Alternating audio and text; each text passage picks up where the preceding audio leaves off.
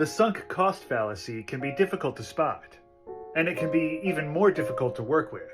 The sunk cost fallacy happens if someone presents information to you that's contrary to your most deeply held beliefs, and even though the information might make sense, you double down, even though it might be beneficial to you to change your mind about your beliefs. Let's say that someone approaches you with a very logical and clear argument about why the religious community that you belong to has some harmful ideas. Maybe the information that's being presented to you describes why some of the ideas that you believe are true are actually false. Instead of considering the information, even though it might make sense, you double down, especially with feelings of defensiveness. That's the sunk cost fallacy in action. And it makes sense because for you, there may be a lot at stake.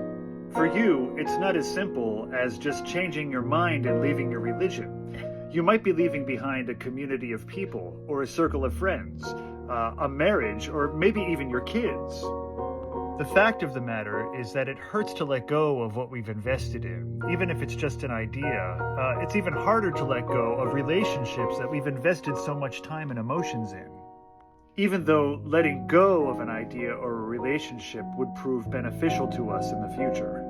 The sunk cost fallacy can also apply to someone who's in an abusive relationship. They might double down even though they've been presented with information about why their relationship is harmful, but all they can do is think about how much they love the person that's hurting them.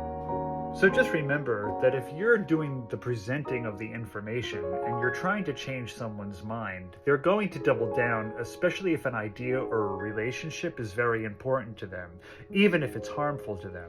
Remember to practice patience and kindness and be a resource of patience and kindness for that person and let them know that they can depend on you even though they're not ready to make the move. Stick to the facts and stick to your logical argument about why their current situation is harmful to them, but practice understanding.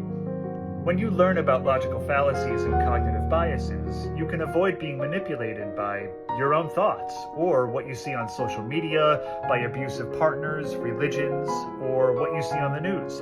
That's critical thinking.